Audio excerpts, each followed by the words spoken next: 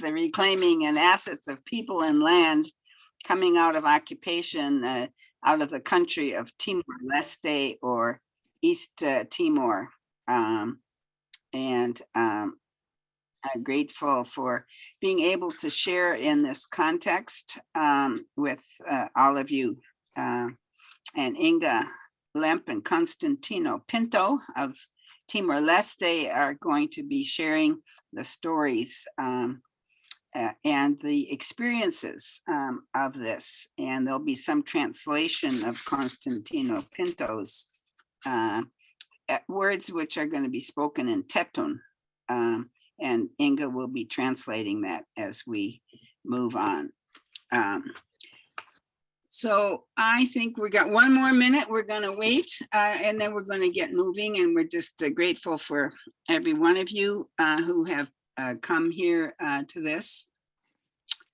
And so welcome again. I think we can go ahead and get started.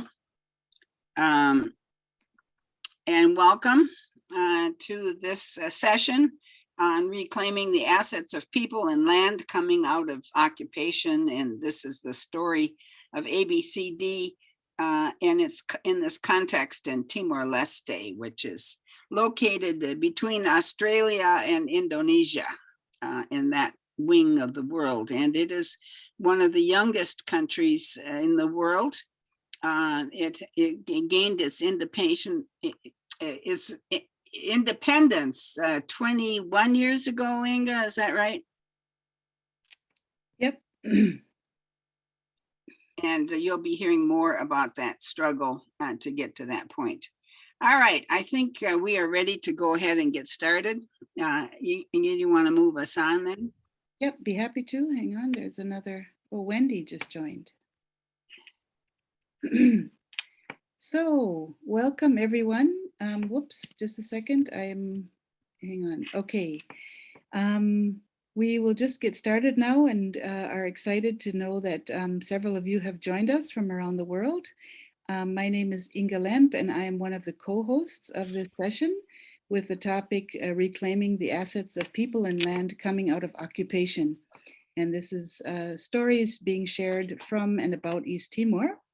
The actual host is Constantino Pinto, Executive Director of the Good Crocodile Foundation, Fundação Lafayette Diak, who sadly couldn't be part with us today. He is unable to participate, but we have some video clips from him. Welcome to those who are joining now. And Mary Nelson is also a co-host. Mary is my aunt and has been a practitioner and teacher and certainly an amazing inspiration to Constantino and I about ABCD, Asset-Based Community Development. And then we are very grateful that Marcian Emogu is our tech host from Well Grounded in Cameroon. And Kristen Berg, my cousin, is the harvester from Port Townsend, who will be gathering the nuggets of our conversations with each other around this topic. So at this point, we will do the, yeah, and now it's stuck. There it comes. We'll do the acknowledgement of land and people. And as Mary had mentioned earlier, East Timor comes out of 450 years of Portuguese colonial occupation and 25 years of military dictatorship by its neighbor Indonesia. And in an amazing resilience, it fought for independence through 24 years of resistance. And so Constantino has given me the right to do this indigenous acknowledgement of land and people before we get started. Husi tasimane to tasifeto, husi rai ikun to rai ulun, amini respeita batera santa rai doben Timor be alasira no Timor uan hutu.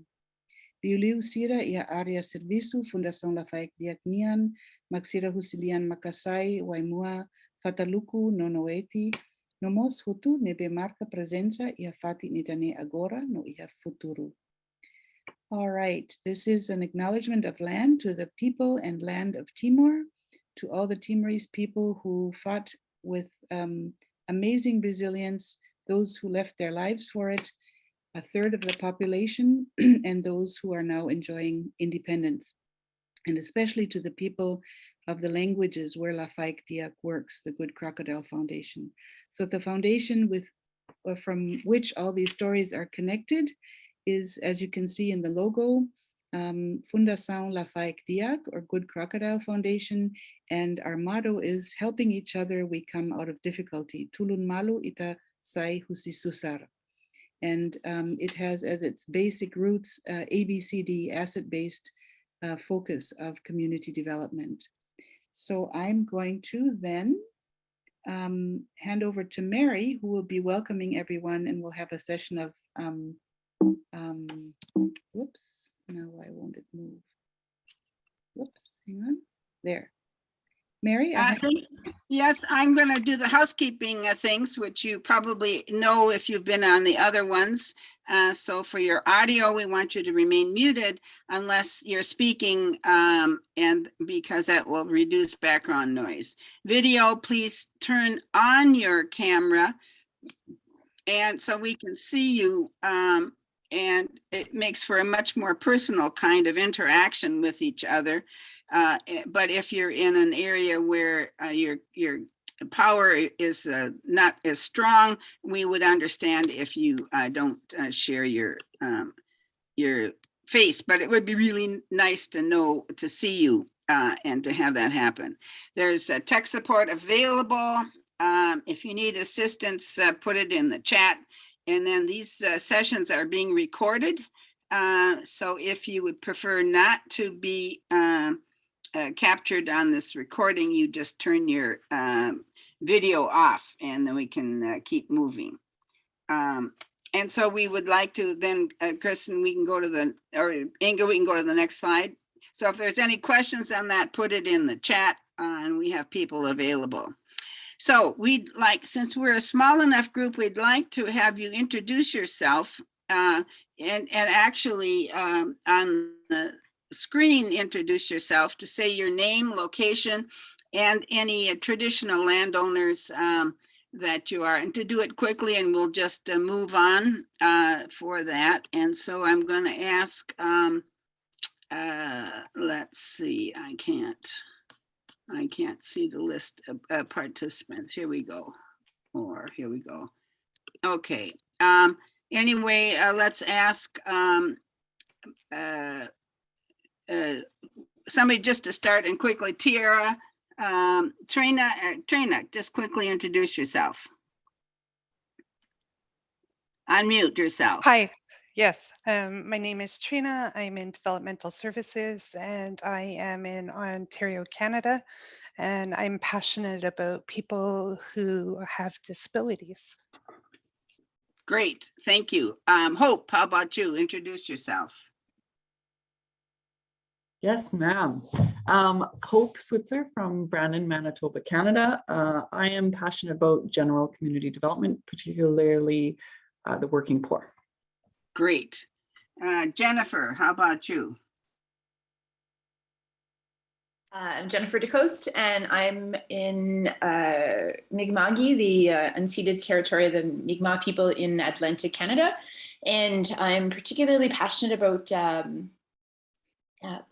skills sharing as a means to develop community. Great. Patrick, how about you? Yeah, I'm in Appleton, Wisconsin. I'm a member of the historic Appleton Historic Central Neighborhood, and I'm involved with building community and developing neighborhood connectors. Great. Wendy, how about you? Unmute. Unmute, Wendy. I'm trying, Mayor. I'm trying. Right. I'm Deacon Wendy Yelmberg here in Hope Lutheran Church in Moose Lake, Minnesota, the USA. And we are so blessed to know Mary and Inge and Kristen and the whole Nelson clan. So we support the Good Crocodile Foundation, and we love them dearly. Yeah. Thank you. A commercial here. And Myrna, you next, share. Hi, everyone. This is Mrinal. I'm in Chicago. I'm originally from India, and I'm really interested in community empowerment for farmers back in India. My brother is into organic agriculture and farming, and I'm just generally interested in this topic. Great. I'm also a Super. student at Institute of Design at Illinois Tech. All right, good. Did we miss anybody? No, we have our Kristen, do you want to introduce yourself? My name is Kristen. I am cousin of Inge and daughter of John Nelson, niece of Mary Nelson, and granddaughter of Ruth Nelson, and have been blessed with a family that is passionate about people and community and justice. And I am here happily supporting Inge and Mary. Great. And then Marcian? You have to unmute yourself, Marcian. Thanks, Mary. I am from Cameroon, Central Africa. My first language is French, but I love English, although my English is not as good as for well-grounded. And I am privileged to be part of this session. It is a discovery for me. I will discover your people, your land, so it will color my life. So thanks to accepting to join this session. And I think we had one more. Rory, are you still on? I'm still on, yeah. Hi, everyone. I'm Rory. I'm in Leeds in Yorkshire in England. The land has been occupied by countless different people going back to the Normans and the Danes and the Celts and all that sort of stuff. It's hard to know who was the original inhabitants of this land. I work as a community builder in an area of Leeds mostly with people who've come through the asylum system or who are refugees. I'm interested in how cultural exchange can happen in areas of inequality and how we might be able to do genuine cultural exchange with parity and equality. Great. Thank you so much. And now we'll toss it back to Inge and Constantino. Mary, just quickly, have you got something to say about the ebook? Oh, right. These two things, these stories, this whole presentation will be put in to the ebook, will be shared. Recordings will be part of the collection, and you can submit a story to the ABCD ebook, which is a collection of illustrations, of examples of personal experiences with ABCD, and can be included. Thank you. All right, now toss it back to you. Okay, so the muting part we've already said, and we will troubleshooting. Nope. Oh, somehow I missed all those. Okay, troubleshooting. If you're having any trouble, so notify the host if you would like to have anything, a live transcript activated, but it seems like we have everybody. And so turn off your video. It can lessen the use of your bandwidth, but we are so small and I think we're doing okay here. So I think it's great to have these faces here. Let's go on now. Okay, then we'll get started with the sharing of the presentation, reclaiming the assets of land and people people and land coming out of occupation. So first of all, just like to say that the Good Crocodile Foundation, with which these stories are connected, that we will be sharing today, has asset-based community development at its base core, and from the beginning on. We probably didn't have the language back then, but these are the connections through the ABCD network that helped us name things that we were kind of doing already. But it's looking at a village and a region through the eyes of abundance. So you look at new glasses or new perspective, a new view on things. So new tools and new eyes, understanding the gifts and opportunities to use. And then you look at individuals, groups, organizations, physical economy, stories and culture. And this is where we'll come in, but we'll see that again later, is the stories and culture part, and connecting for action towards improvements. Whoops, now I'm stuck again there. So some of the assets in the community, of course, the main assets are always the people's talents and their skills. We call it the human capital. Local groups or associations, local institutions, land and property, physical capital, community economy. So you, through asset mapping, you kind of look at what strength, what assets are there. And then of course, there's also faith and hope. And the one we will focus on today, as well as faith and hope, is culture, history, and stories. And we just wanted to run through these, as these are kind of the basis of the work that the Good Crocodile does.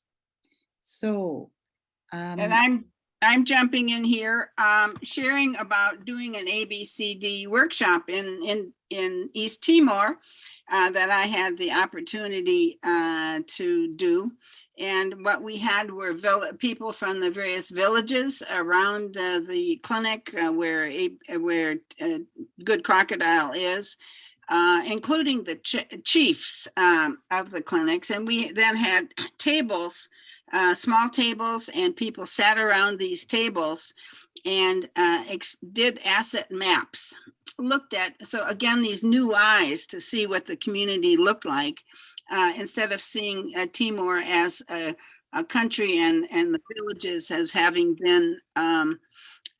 been destroyed so much by the violence of the occupation and the Indonesian military presence, when so much of the land was burned or destroyed in so many ways. So it was like a whole breath of fresh air for people at their tables to do their asset maps, to think about what were the strengths, what were the good things that were happening in the community. And this picture on the left is a Chefe de Suco, the chief of one of the villages, whose little group had put this map together, and they had discovered that one of the things that was central and core to their things was the spiritual, and this ululuk, the gathering of the bones of the those who had died, and the place where there was a sense of strength and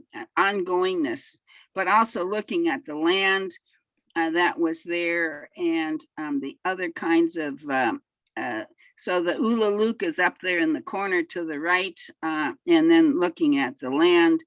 And in one place they said, well, we have oil offshore, and that is it. But clearly both understanding the gifts of people and of the presence. And the second picture is another asset map. And the visuals are so important when you do this stuff, that again, looking again, what are the strengths? What do we have? And so discovering that there were things like cultural icons, and that weaving in one instance, or that fishing in another instance, where gifts and talents were a part of the asset map that made it work. So this, and then to looking at, so once you've got this looking at how do you pull those things together to do some of the things that you really want to see happen in your community. Thank you, Mary. I'll just continue. Whoops. Yeah. Well, we forgot. Okay. So then we will listen to Constantino's voice, and if this works, this will be great, because Marcian helped me figure this out a few days ago. He's speaking in Tetun, one of the 36 indigenous languages, and I'll be translating what he has to say here. Again, his apologies for not being present today with us.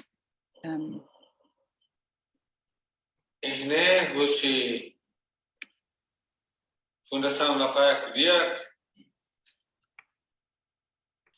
Oshi Timor Leste, Hato Mos Armenia, Hanoi, Experiência, o ABCD. ABCD, Ihe Timor Leste, Makanesan, Railulik, Fatuklulik, Motalulik, Ailulik, Kodi Denema Halfunum, Hasor Indonesia. Hasor Indonesia Ihe 24 anos nelara. Buat sir nebe hauhin timi, defenda ame. Ame bele manam filafali independencia. Timor Leste nebe agora dia clio. Idenema haunia hanoi ato. So to start, I'll just translate that first part. From the Good Crocodile Foundation, Constantino says, in Timor-Leste, we want to share our thoughts and experiences about ABCD. ABCD for us in Timor-Leste starts even more general. It is the sacred land, the sacred rocks, the sacred rivers, the sacred trees. It is what our belief is that was made able to face the war with Indonesia. We fought Indonesia for 24 long years.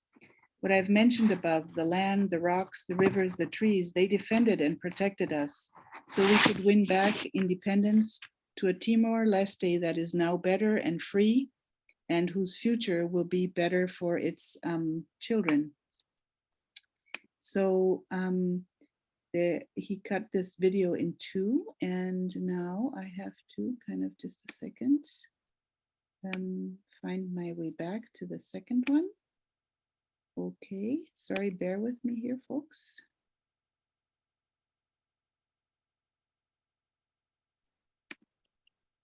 We're just glad with the age of technology that he could participate in this.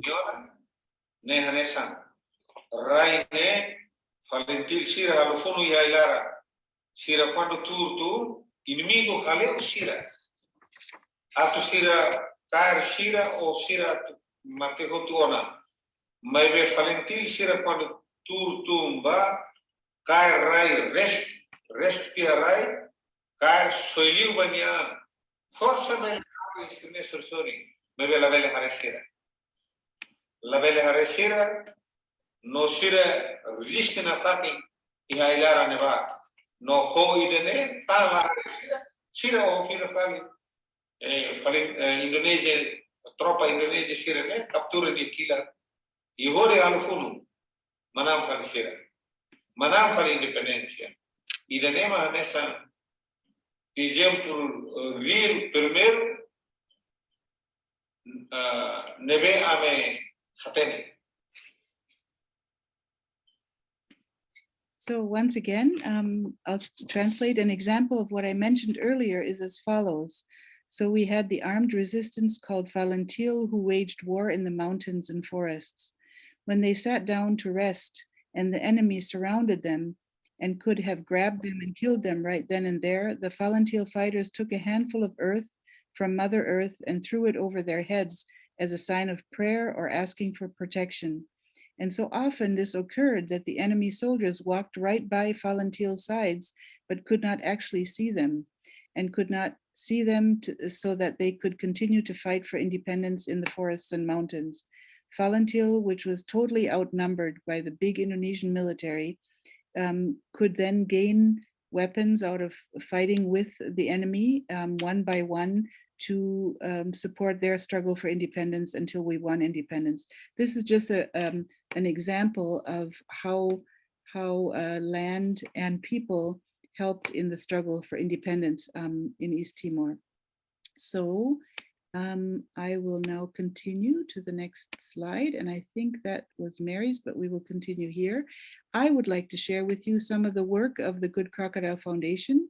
Here is a picture of women weavers. They started out as war widows who gathered already during Indonesian times. Their husbands had been taken and brutally tortured and killed.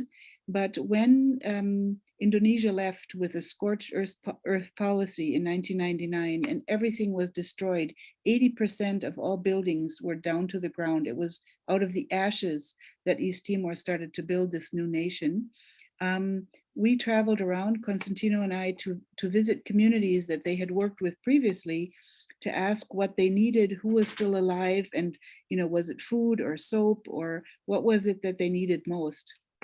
And these weavers in Home village, way at the end, the easternmost tip of the island, said, no, the forest still has enough food for us. What we need is thread to weave. And we were all shocked because everyone, you know, was handing out food and kitchen supplies and pots and pans because people were just returning from the forests where they had sort of hid during the last destruction. And they kept saying, no, very clearly, this is what they want. And very clearly, we believe that the people know what they need and what they want.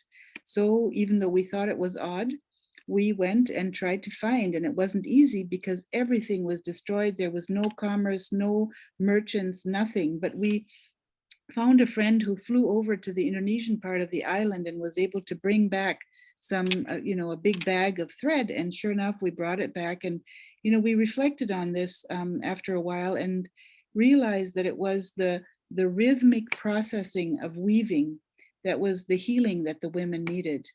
Weaving is so the movements of it is what, you know, the movements of doing something they are very good at and they know how to do. And so there was this element of doing something that's rhythmic, that's something they know, but it's also their cultural identity and expressing themselves as artists. And so this gave them strength to sort of pick up their lives again. And it was what they needed to sort of put their world back into order. One component that was quite crucial. It was a big learning for me, for sure. Later on, we developed, like you can see below, they love to weave big pieces of cloth, traditional cloth, like you see the lady on the left-hand side. These are used for indigenous rites at weddings or burials or, you know, when a baby is born.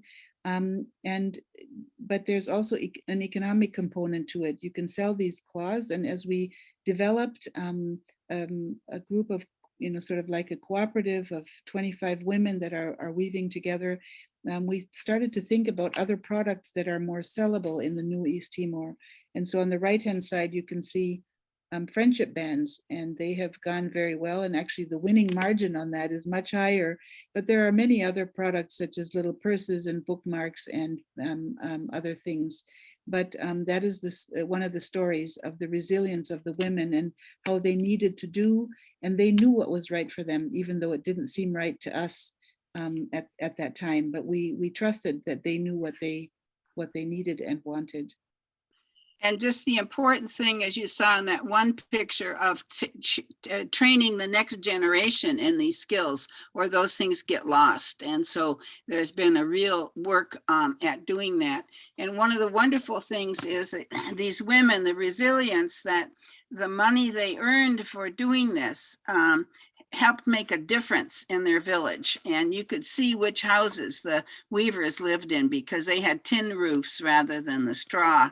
And children were able to pay the school fees and go to school. So it's made an absolute difference using the strengths and the experiences and the skills that they had. Thank you, Mary. So we'll move into another story. We'll move into another story here with a triple G. This is an additional nutritional mix that we developed together with the community around Triloka. It is made up of 5 different leafy green vegetables. There is the Moringa leaf, there is sweet potato leaf, there is the kangkung, which is a water spinach, and 2 other kinds of leaves. And they are dried and ground to a pulp and then mixed with virgin coconut oil and soybean milk powder that we made ourselves, and also peanuts that are ground for protein. And it's packaged together, and it was then, we developed this out of local products, and later on the Ministry of Health in East Timor bought it for several of the districts, and we could, our interest was income generating for these young women, rural women. And so 9 women had work for 3 years, developing a local product that was supposed to help, or did help malnourished children. Malnourishment is a huge problem in our country till this day. But this was kind of a wonderful thing that products could be bought off of farmers or people selling in the market, local products, and the money stayed within country. So there's a story of the triple G additional nutritional feeding mix. And another story, and I'm going to not spend too much time because we also want to have a chance to get into small groups and hear from you, from your experiences. But one last story is how to make products or upcycling from old tires. There are old tires everywhere. And here you can see how out of these old tires, they have learned, some of the men have learned how to make garden chairs and tables there are sandals. To the right, you can see a fancier one made from old motorcycle inner tube tires that is in a wooden frame. And so it's taking, garbage as an asset, and to say, what can we do and make out of this? Again, income generating, but also skills training and helping the economy of the families. So, often it's the least that you think that can be considered an asset. And it took a while even for the men to understand that. And then we figured after a while they ran out of tires. And so neighbors came running and said, we have some more and this and that. But then there was such a big sale of their products that we went and knocked on the government store, and they had this huge place where they kept all of their vehicles' old tires. And they said, please come and get it because we're running out of space.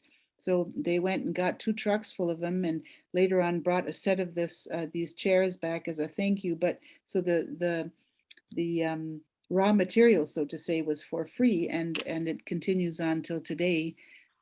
Surely it doesn't answer all the problems about tires, but it's one way to deal with it in a creative way. That was kind of an exciting process as well. Now, Mary did mention, I'm going to move on to the last story, the lulik. This is a part of the indigenous Timorese belief. It is called the sacred house. This is the seat of all which regulates the living and the dead. It regulates births and marriages, and when there are funerals, deaths. But it also, regulates land disputes or other issues. So it is sacred, but it is also legal.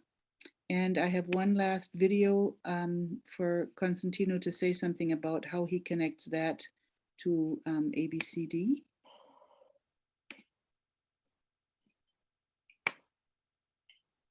Nunemosi e secondo parte ne awakar moskolia konova umalulik. Umalulik nemoso sai forza ida baame. Odi halofunu. Nema nine exemplo nessa birune. Birune hasai usi umalulik. Birune mai usi umalulik. Fato nebe hoditei. Aishunu nebe ihel. Umalulik laran lorong hodi kan hemu nema khasai dane hodi halufunu quando mananti a Indonesia mai fil fale ameteng haltuir lolos ameteng haltuir fil fale umalulik ne lisa nebe ul koti saibiru pa halufunu ameteng haltuir fil fale para independencia nebe ame manane sai buras no dia ba futuro bawain iranema ka a minha umalulik minha funsi primeiro segundo odehare tuir tos nata odehare tuir liamate limoris yehotu umalulik ne nelisa iranema ka wato. So I'll just translate here. Secondly, I would like to speak about the sacred house, our lulik. The lulik was what also gave us strength that sustained us during the years of the war, the very hard years. We took biru, this is hard to translate. We took a part of the coal and some wood from the cooking part, the cooking site within the lulik. It is the most sacred spot in the house because it is where water is boiled to drink, and food is cooked for us to eat. We took that with us into the times when we had to defend ourselves because we were being attacked in the war. And as we gained independence, we have to return that so that the indigenous rules can be upheld. But it was this blessing from the Umalulik that gave us our strength and never took our hope away, that we had a right to live just as any other human being on the land that God had given us, and our prayers for a better future for our children and the next generations. But the function of the Umalulik is that it is the most sacred space where all things of life are regulated. Our gardens, our rice fields, land, rituals that regulate the living and the dead. All these regulations are sacred and they rule our lives. This is the faith that kept us going, next to the faith that we have. Yeah, so I'm going to close this, and that was the Umalulik. And I think at this point, we were going to try to break into. Well, right. We're going to first, the remaining time we have, which is great. We first wanted to allow the opportunity for any general questions or comments that you'd like to make. And then we'd like to go into breakout groups of 3 people and have you look at cultural and historic foundations that undergird your work or in your setting that you might have identified that would make it happen. But first, let's start with questions and comments, and you can unmute yourself when you have a question. Raise your hand in the reactions section of your Zoom here. So if we don't, or otherwise bust in if somehow we're missing you. So any comments you got, any questions you got about this?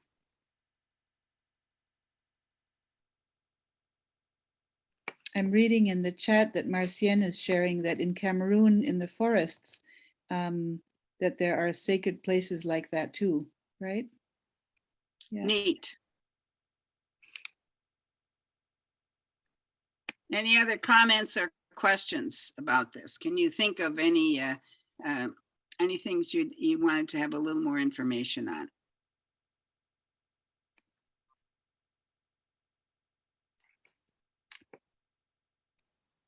Unmute yourself if you have a comment or a question. Inge, could you talk about how the Umalulik is there a regular gathering of people in the Umalulik that discuss these things, or how I understand the Umalulik is a very sacred space. It's and is it anybody that is welcome in there, or is it leaders of the community, or how does that work? I wish we had Constantino here. I'll do my very best. But it is basically clan related. And that, you know, in his case, it's a couple hundred people, almost up to 1,000, that kind of draw their strength from one Umalulik. And when rituals happen and people are really struggling, do they go the modern way of investing their money into education, which many think is the best way to go, or do they go the traditional way and they're kind of walking both ways, trying to figure out what this new independence is bringing them? But the one time that our Umalulik was built, or we rebuilt it, it was the 4th house, and it's the main house because it's the Umalulik, of a hamlet of 17 homes. And the whole hamlet, that whole tiny village, was totally destroyed during the war. There was not one thing left. And actually the forest kind of grew over the place. I remember going there with Constantino when he had to chop back with a machete and show me where the hole was for one of the poles of the Umalulik. That's how the forest had grown over it. And again, the tension, he kept asking me, do we send the next generation to school, or do we invest in this process? Because, you know, it's a ritual that takes several months and everyone has to get fed, hundreds of people. There are all kinds of, you know, rituals that are part of it. But at that time, it was really important, and there are still clans that are doing this because somehow there are many people who died during the war who are not buried in a peaceful way. Their bones are scattered from the war in the forests.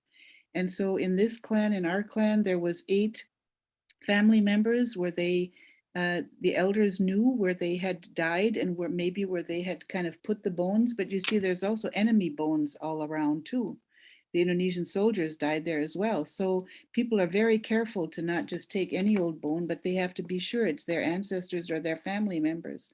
And out of the 8, they were sure with 7. And so they brought the bones back and folded them in one of the weavings, and it was to give them a proper burial. And the one that they were just not sure enough about, they did a ritual that was in lieu of. They put rocks into the weaving, and then they called his name. And basically what happens before the lulik physically is closed at the top, and there's not a nail in a house, it's all pegged and sewn kind of. So before the roof could be finished, you call the spirits of those who've gone before and say that we want to put them to rest in a proper way, and then you share a meal, the living and the dead, together. So it's almost, I mean, you know, in a Christian way, you could communion. So there's all kinds of interesting connections there. Great. Kind of, yeah. We Sorry. have a question in here from Murnau. Is how did you start connecting with people there? Okay, thank you for this question. I myself was part of the East Timor Action Network. Actually, I lived in Chicago at the time, but I had already been part of this for a long time in solidarity with the people of East Timor. We used to go and protest in front of the Indonesian consulate in Chicago, and once a year go to the Capitol in Washington, D.C. and talk to our representatives there. Because even the US, but also Europe and Australia were involved in training the Indonesian militaries, in arming them, and all kinds of things. And so at the time when the Peace Nobel Prize was given to 2 Timorese, and then also the UN, or the Indonesian dictator was toppled by his own people, by the student movement in 1997.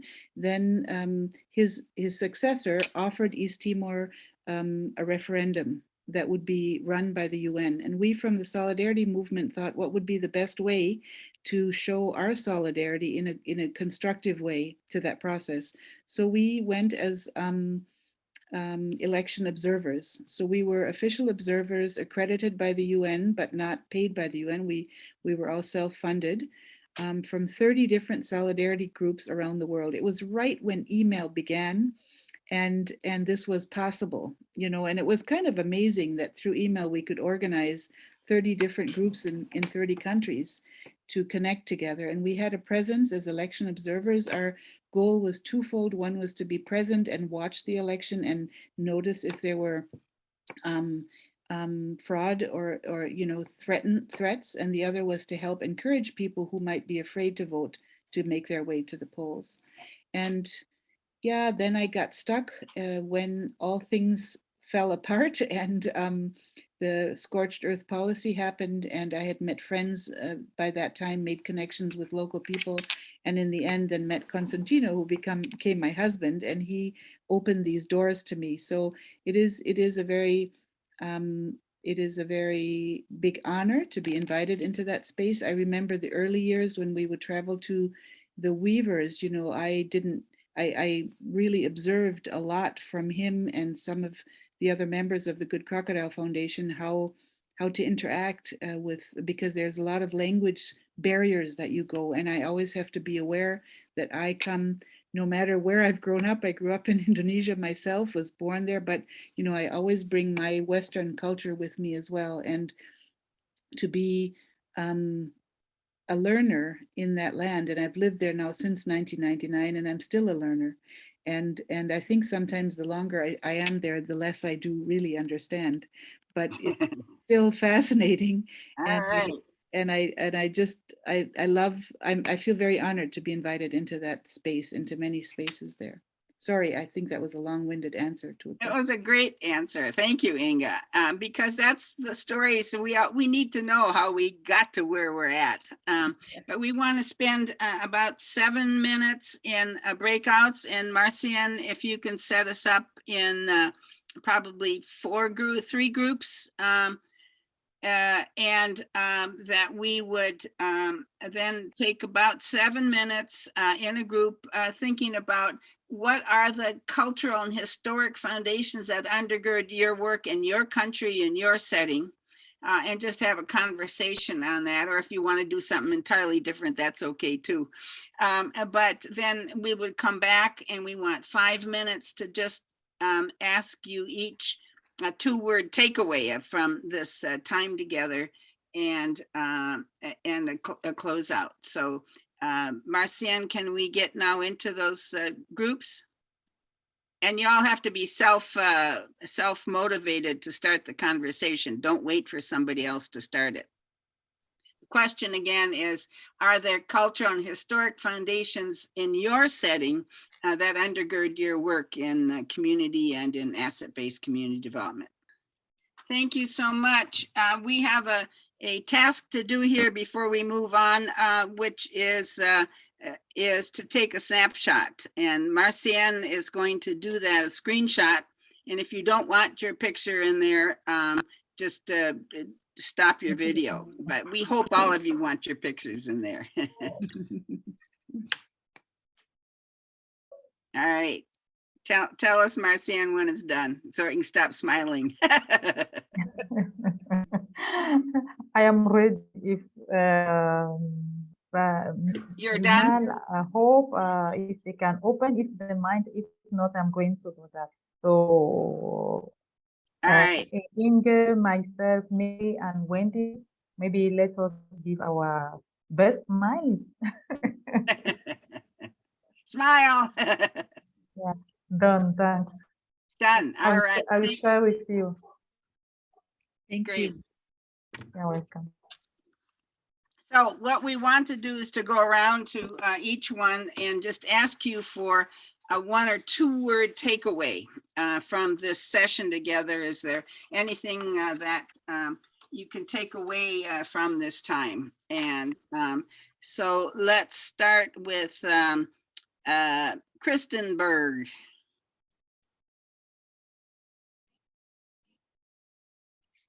You have to unmute. Unmute. Hello. Hello. My takeaway is that it is about gathering information and stories, that we learn who we are in the place where we work, and have greater compassion and empathy for those we are working with. Thank you. That was a little more than 2 words, but that's good. Myrna, let's hear from you. My takeaway from these stories is that it's never too late to start. All right. Thank you so much. And Hope, how about you?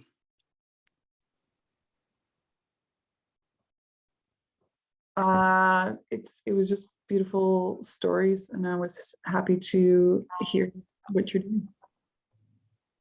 All right, good. Wendy, how about you?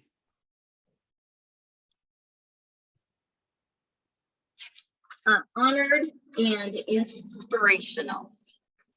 Great. Hey, you got your 2 words. Frank, how about you?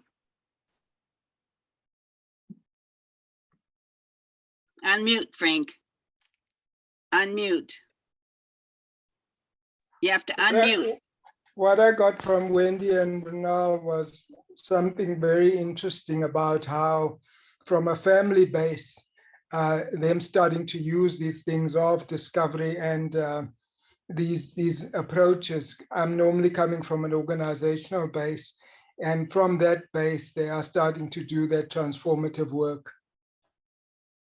Great. Okay. Rory, you got 2 words? 2 words. Let me try 3. So hope in resistance. So it was inspiring to see how resilient the people were to withstand occupation and then come out the end of it with these great stories. Great. Again, more than 2 words. Sorry. Okay, good. That's good. And Marcian.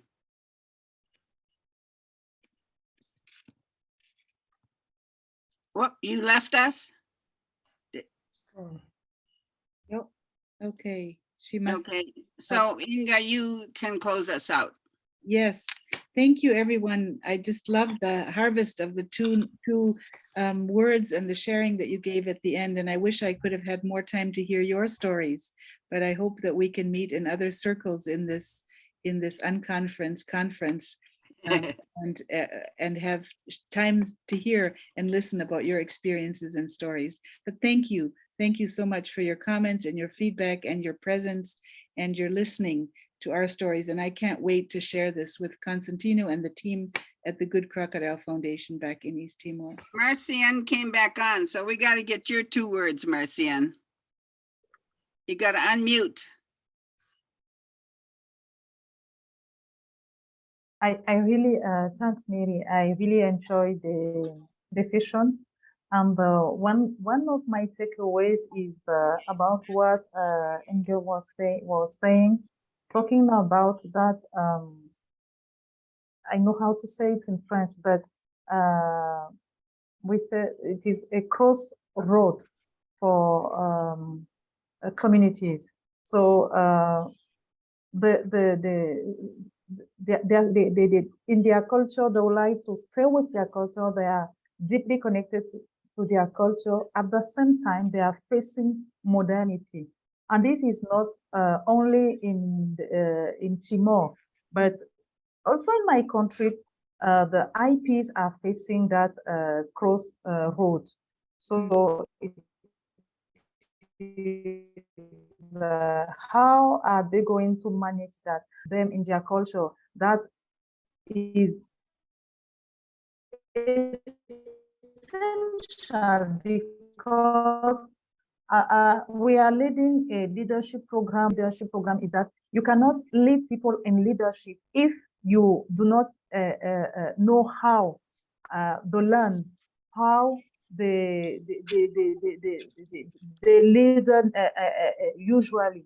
So for me, it is a great issue that may be addressed. I don't know how will be the pathway of the direction that it will take, but it really resonates on me, in me, and I take it as my takeover because I'm working with IPs, and maybe I will come back for sharing experience to see how you help or you facilitate the change, how that community manage the change, so that maybe that could inspire, and I can also inspire with the way on our side they manage that change. That is my takeaway. Thanks a lot.